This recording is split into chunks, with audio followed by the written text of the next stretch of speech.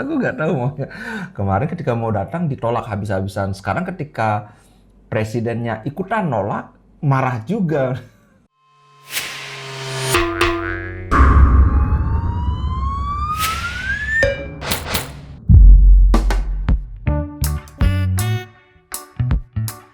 Halo Sobat Ngomin, apa kabar? Wih, sekarang Inter tampil di pertengahan minggu, jadi seminggu kita 2 kali nonton Inter. Nah, kita mau bahas prediksi pertandingan besok dini hari. Seperti biasa, nanti kita live reaction, or live commentary ya, whatever lah.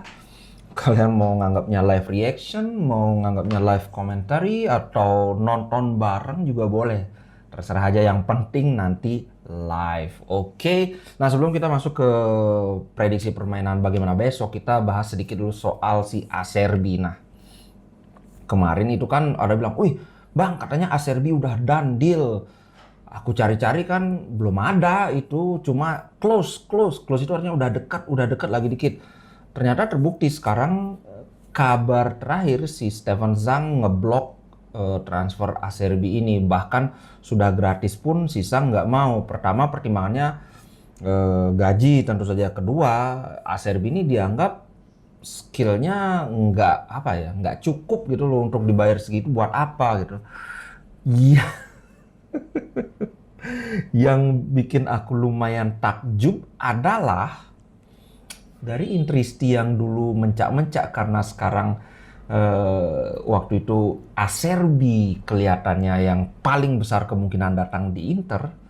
Tiba-tiba sekarang ketika ada kabar bahwa Steven Zhang ngeblok Acerbi, maksudnya tidak memberi lampu hijau untuk transfer Acerbi.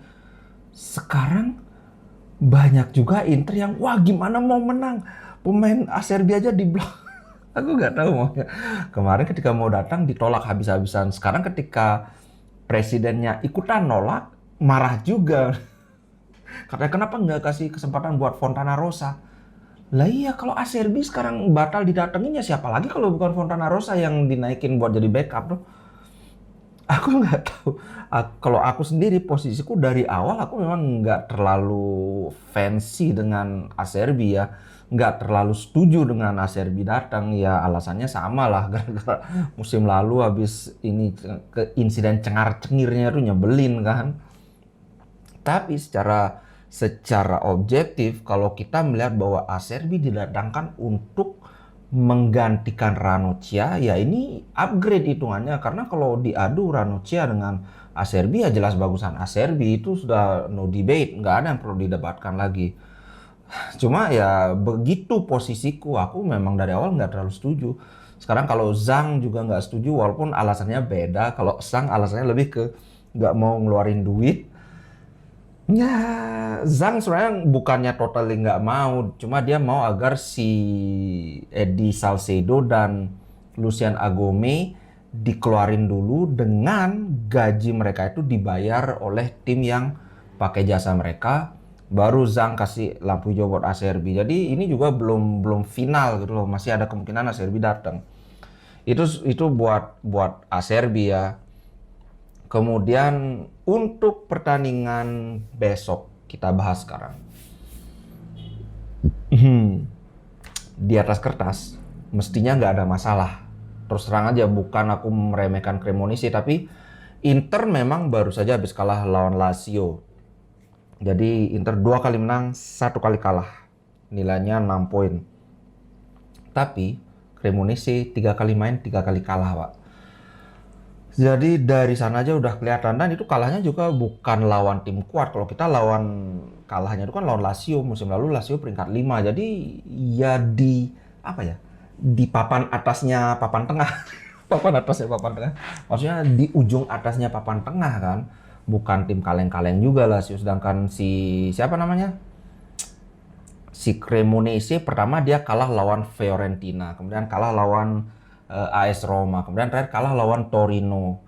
Dua-duanya jelas ketiga tim yang ngalahin Cremonese itu ketiganya di bawahnya Lazio. Jadi tetap di atas kertas mestinya kita bisa menang mudah. Tapi nanti lagi kayak Lecce aku bilang mestinya menang mudah, Roro. sorry. Ditarik kembali kata-kataku. Bukan menang mudah, pokoknya mestinya bisa menang gitu aja. Eh, Inter kabar buruknya ya Lukaku. Kayaknya kawan-kawan sudah sama-sama tahu Lukaku yang awalnya itu cuma dikira strain di otot aja, ada otot ketarik itu, ternyata ada otot yang robek. Jadi ini lumayan, bisa-bisa habis jeda internasional baru balik. Tapi ini masih akan ada apa ya? Pemeriksaan ulang, kita akan tahu ini ya. Yang jelas kemungkinan besar Lukaku nggak main pas kita lawan Bayern Munchen di Liga Champions dan juga pas kita derby lawan Milan. Siapa pengganti Lukaku? Tentunya antara Korea atau Zeko kan. Kalau Lautaro ya jelas orang Lautaro mainnya bagus terus, nggak mungkin kan diganti. Aku terus terang aja aku lebih suka Korea, tapi prediksiku sih Zeko yang main. Aku lihat di bola.com, bola.net juga kebanyakan menjagokan Zeko karena terus terang aja awal-awal ini memang Zeko mainnya bagus juga. Walaupun menurutku Korea ya bagus juga. Cuma dari segi fisikalitas seperti yang aku bilang, kayaknya sih Simone Inzaghi akan pilih Zeko, kecuali kalau Zeko mainnya jelek. Oke, untuk formasi ya tentu saja 3-5-2. Dengan Lautaro dan Zeko itu hampir pasti kita pakai dua ujung tombak. Dan sama seperti musim lalu, Zeko akan berperan banyak turun ke bawah untuk jemput bola, untuk mendelay permainan, untuk playmaking. Aku sempat lihat ada katanya Inter bisa pakai formasi 3-3-3-1. Ini formasi aneh. 3-3-3-1 ini nggak mungkin kayaknya gitu loh. Dengan Zeko di depan sendirian, kemudian Lautaro di sayap kiri, kemudian Dumfries di sayap kanan, itu posisi wingback itu bolong banget. Kenapa posisi wingback bolong itu berbahaya? Karena kita juga nggak punya fullback gitu loh. Kita pakai 3 center back, di depannya 3 pemain. Habis itu baru pakai penyerang sayap atau second striker lah. Ini kan berarti dari kita ngelihat fase bertahan itu akan ada bolong yang menganga di flank apa itu sih, sayap kita, di pertahanan sayap kita. Ya sebagus-bagusnya tim kalau formasinya Mbregedes segini ya jelek. Aku nggak ngerti dari mana sumbernya ini, tapi kayaknya tipis deh kemungkinan pakai formasi 3-3-3-1 dengan 3 yang di depan itu melebar. Mending ya 3-4-1-2, kita pakai double pivot di tengah, Brozo dengan Aslani atau Brozo dengan Barella, kemudian di depannya itu ada Hakan. Kemungkinan Mkhitaryan sudah bisa main, tapi paling kalaupun dia main itu palingan sebagai pengganti aja, nggak mungkin dia main full. Hakan apalagi dia main bagus kemarin, ketika Hakan masuk serangan kita hidup banget kan. Jadi Brozo, Hakan, Barella mestinya sih main dari awal. Yang menarik adalah Onana. Aku punya feeling Onana akan debut. Kenapa? Karena pertandingan kemarin, walaupun seperti aku bilang 2 gol akhir itu bukan kesalahan si Handanovic, tapi tetap aja dia kebobolan 3 gol dalam satu pertandingan. Apalagi gol pertama itu kesalahannya cukup fatal. Dengan melawan tim sekelas Cremonese, kalau sampai kita punya kiper masa depan tapi nggak dimainkan, itu sih agak keterlaluan. Apa dong alasannya tidak memainkan? Apakah takut Onana blunder? Selama preseason Onana tampil sangat bagus, nggak pernah blunder. Mentalnya kelihatan, dia bisa lepas umpan, terlibat di build up play dan segala macam. Jadi mestinya Onana main, itu menurutku. Kemudian yang pertanyaan berikutnya kan di sayap kiri, di wingback kiri siapa main? Menurutku kemungkinan besar Gosens yang akan main. Di Marco kemarin mainnya kurang bagus. Seperti biasa di Marco di fase menyerang dia oke banget. Tapi ya itu defense-nya, penyakitnya itu dari musim kemarin tetap banget di defense, sering terlambat turun, sangat lemah di bola udara. Ini bukannya nyalahin dia, memang karakter dia seperti itu. Kalau kita makanya aku selalu berpikir bahwa Di Marco itu cocoknya super sub ketika kita ketinggalan, ketika kita perlu frontal menyerang dengan banyak bola-bola crossing dari sayap. Ini Di Marco cocok banget. Tapi kalau sebagai starter, aku kurang setuju Di Marco jadi starter. Karakter dia memang seperti itu, bukannya nyalahin. Gitu sih menurutku. Kalau kawan-kawan gimana nih? Apakah 3-5-2 atau 3-4-1-2 atau 3-3-3-1? Kalau aku sih kayaknya 3-5-2 tetap dengan transformasi menjadi 3-4-1-2 di pertengahan pertandingan. Hakan akan sering maju mengisi posisi trequartista atau 3-5-1-1 dengan si Zeko yang drop down menjemput bola, kemudian Lautaro menjadi ujung tombak kita.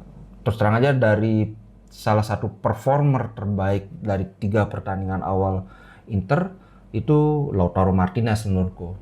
Yang menurutku ya istimewa itu Lautaro Martinez, Dumfries, kemudian De Vrij, kemudian Bastoni, kemudian siapa lagi ya? Barella. Itu menurutku pemain-pemain yang kayak sudah di level terbaik mereka dibandingkan musim lalu gitu. Kalau yang lain masih anjing naik turun turun naik gitu.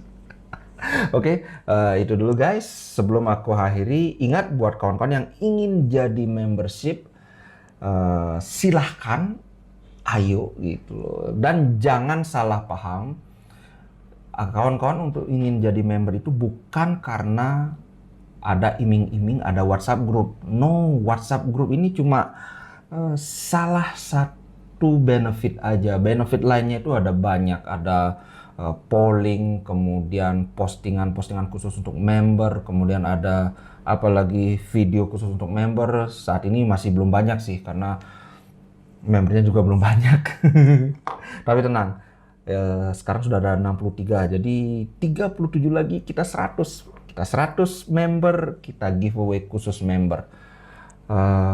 Kemudian apa lagi? Diskon khusus untuk member juga. Harga diskonnya lumayan jauh dibandingkan harga toko ngomin yang biasa. Kemudian ada juga badge tentu saja dan emoji lucu dan unik dan menggelitik.